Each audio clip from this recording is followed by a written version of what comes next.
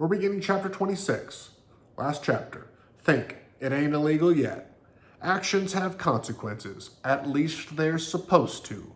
But the people, forces, and institutions in the U.S. before 9/11 that we're dealing with and doing business with Mohomed Atta and Osama bin Laden's terrorist thugs have yet to be named and identified, let alone face justice. Why was training narco-terrorists to fly a growth industry in Southwest Florida a few short years ago? Even the FBI admitted knowing about it. The FBI knew terrorists were using flight schools, read a Washington Post headline 1 week after the attack. What the FBI left unanswered, both in the Post article and since, is why they did nothing to shut it down. Maybe it was business. Maybe it was too lucrative to shut down. One former Huffman Aviation executive said, "Early on, I gleaned that these guys had government protection.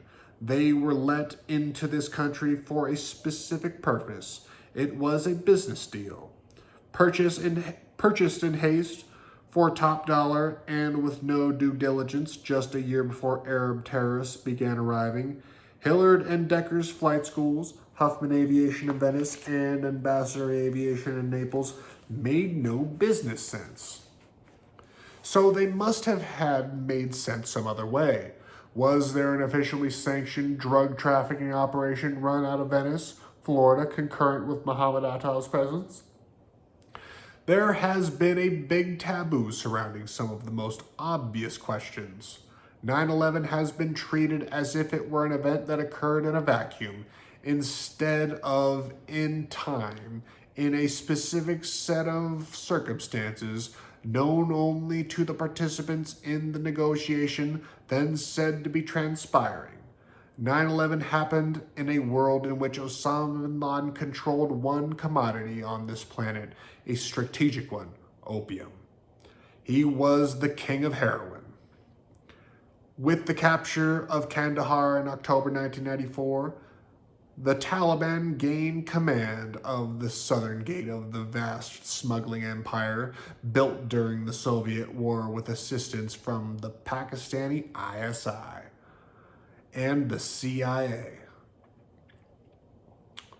Later that same year, Afghanistan scooted past Burma to become the world's leading producer, and the narcotics industry in Afghanistan continued to grow enormously, serving the interests of the new masters of Kabul and their fundamentalist friends. They were the world's only Islamic drug cartel. If it's the end of the week and George W. Bush announces it's Friday, and there's a lot of people who will still say he's lying, yet some of these same people naively or disingenuously believe at face value Mullah Omar's pronouncement on July 27, 2000, banning the growing of opium in Afghanistan. Mullah Omar was lying. Satellite surveillance carried out for the United Nations revealed that the surface area devoted to growing opium poppies in Afghanistan had just grown by half in 1 year. After the Soviet War, poppy growing in Afghanistan began to take on characteristics of modern agro-business, according to Professor Alfred McCoy's The Politics of Heroin, 2nd edition, 1992. Opium production in Mullah Omar's home district doubled after the Taliban takeover, said Amnesty International in a November 1996 report. Well, the Taliban's just like an arm of the CIA, so no wonder it fucking got more. What Mohomed Atta was really up to while he was in the U.S. can be seen in court documents and testimony concerning transactions being engaged in by other bin Laden terrorists at the same time, doing business in the U.S. in a murky netherworld where government and organized crime intersect. In a New Jersey Stinger missile case, for example, Arab terrorists caught trying to buy Stinger missiles from the mob. deal they got caught doing was typical, according to government prosecutors. It involved oil and heroin for guns and training. Osama, the heroin king, would definitely have been trading heroin into the U.S., the world's richest market, wouldn't he? There always seems plenty of heroin in the U.S. heroin store shelves, which are probably restocked quicker than any convenience store. So somebody in the U.S. just logically was doing business with him. America's heroin supply has to enter the U.S. someplace. Traffickers looked for someplace congenial, someplace cozy, someplace where they could do business, someplace like Florida. We've heard nothing about this from the FBI. It's a big taboo. Yet the pilot of Wally Hillard's Heroin Express told investigators he'd flown the exact same flight 30 times in the previous 9 months, a weekly milk run down and back to Venezuela. Hillard's operation wasn't legitimate. They got paid after each flight in cash. Getting paid in cash by a Latin male for a once-a-week round-trip charter jet to Venezuela, in the unanimous opinion of law enforcement and aviation observers in Southwest Florida, is not a fact that will look very good at trial. It's just blatant, said one aviation executive. They obviously weren't even bothering to hide what they were doing. So the outlines of the case for a continuing criminal conspiracy are visible to any prosecutor, any courageous prosecutor, that is. Learning that Mohomed Atta was a cokehead and put the permanent kibosh on notions of Atta as any sort of recognizable Islamic fundamentalist, even if Al-Qaeda's training manual urged them to blend in, that would mean having an occasional beer. Snorting cocaine was not part of Mohomed Atta's cover. It was part of his life, or if you prefer, his lifestyle. Drug smugglers live that kind of lifestyle. Maybe spies do too. Do spies trade in drugs? Watching the Venice airport for a year and a half felt like seeing the movie Casablanca playing over and over. Apparently, the DEA felt the same way we did. The DEA rolls videotapes from an apartment across from the Venice airport, a business owner there informed us. He will freeze over before those DEA tapes ever become public. Oh, hell will freeze over before those DEA tapes ever become public. When Bill Clinton was elected president in 1992, his campaign stressed at every opportunity the message, "It's the economy, stupid." When all of the nationalistic and fundamentalist jingoism is stripped out, we think the 9/11 attack will ultimately prove to be about what most wars are about: money. Maybe the secret history of 9/11 is, it's the drugs, a falling out between two business partners, a double cross, a deal gone wrong. Wally Hillard's own pilots talked freely about the nature of the endeavor going on around them. I flew Wally's Turbo Commander to Venezuela and then got detained in Haiti on the way back because both U.S. Customs and DEA wanted to inspect the aircraft, said one pilot who flew for Hillard. When I asked them what was up, they said the plane you are flying is known to be smuggling drugs in and out of the country. Another time, one of our planes was being serviced in Jamaica, and they called and said, "You need to pay us $10,000 to get the logbooks back," recalled the pilot aviation executive.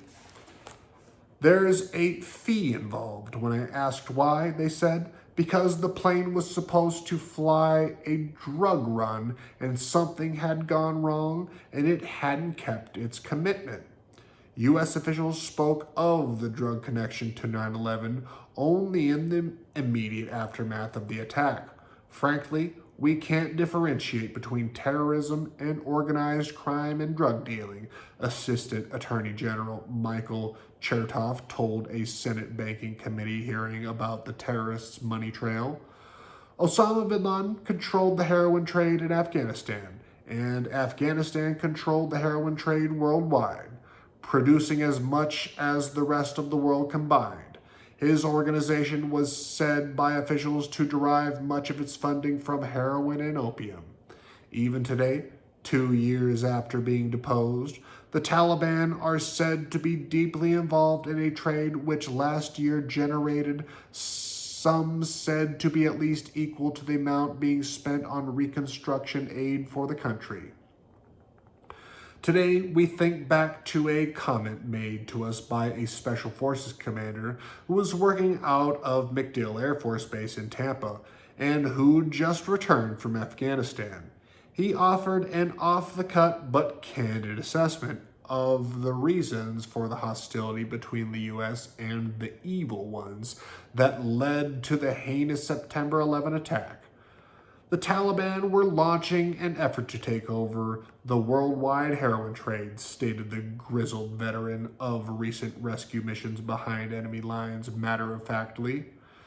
They were going to use that as a basis to move into cocaine distribution as well.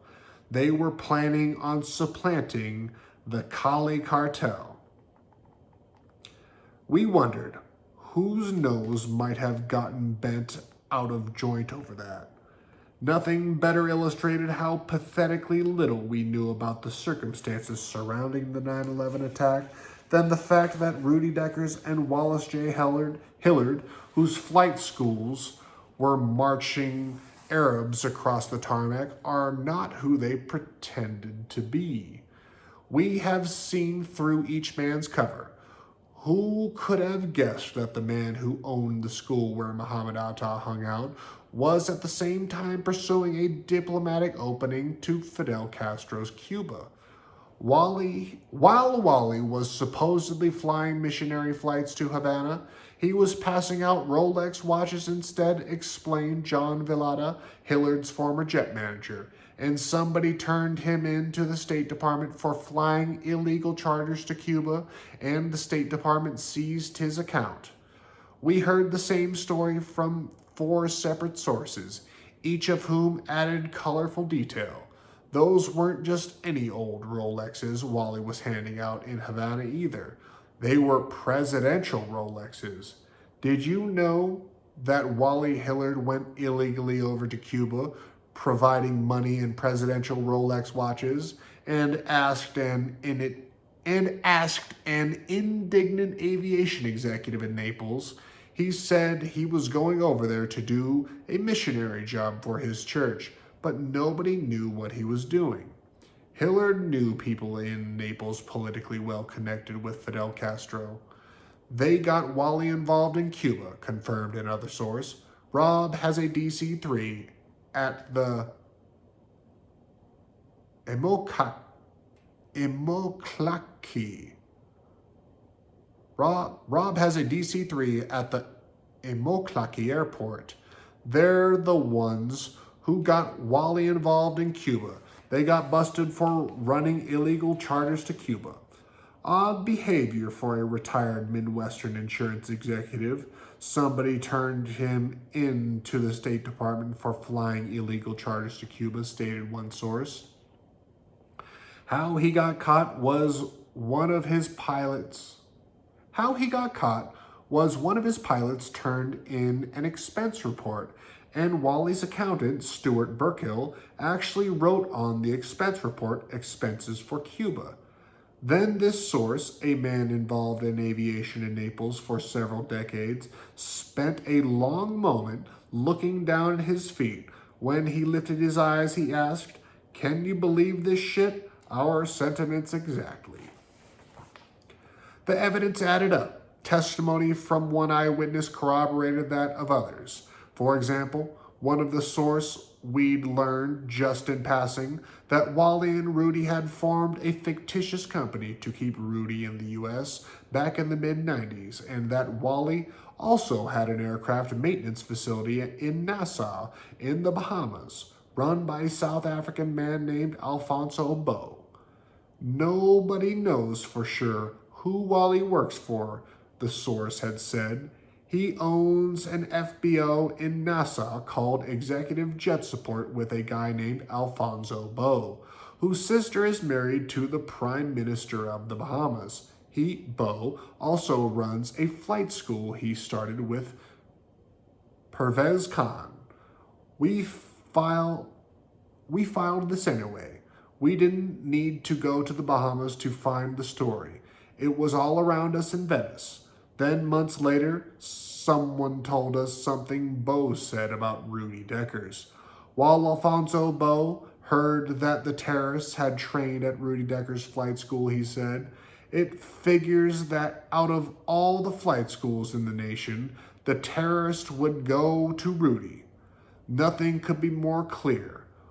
Wally Hillard was not who he pretended to be. I think common sense should prevail, said Coy Jacobs. And I think if you are a thinking person and you have common sense, I think that you... Starting over. I think common sense should prevail, said Coy Jacobs. And I think that if you are a thinking person and you have common sense, I think that you examine the person making the statement and see if there is any reason for falsehoods. It all looks pretty suspicious to me. It appears increasingly likely that one of history's greatest crimes, the September 11 terrorist attack, is being followed by one of history's greatest cover-ups. We don't even have the satisfaction of having brought to justice the killers of our 3,000 dead. Although President Bush is careful to avoid mentioning his name these days, Osama bin Laden is still on the minds of Americans whose thinking is biblically simple. They want him dead. As I write these words, it's been almost 800 days since hundreds of millions watched 3,000 of our number perish in a gruesome and terrible way.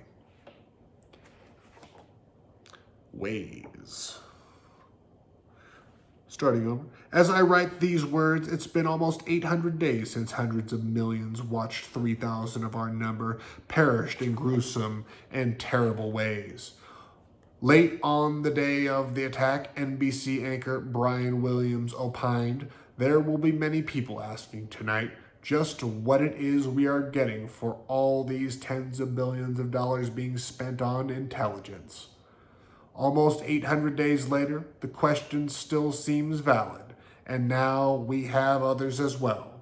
The brutal reality of American life at the beginning of the 21st century seems to be the same as that faced by the citizens of Rome 2,000 years ago, as they looked with despair at the swaggering and corrupt Praetorian Guard, which had made a mockery of their once proud republic, and asked out loud the question which echoes down to us across the centuries: who will guard the guards?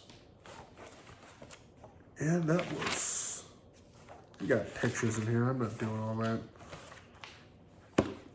The legend Daniel Hopsicker. He's got a new book coming out that I pre-ordered, and I'll be reading that when it comes out.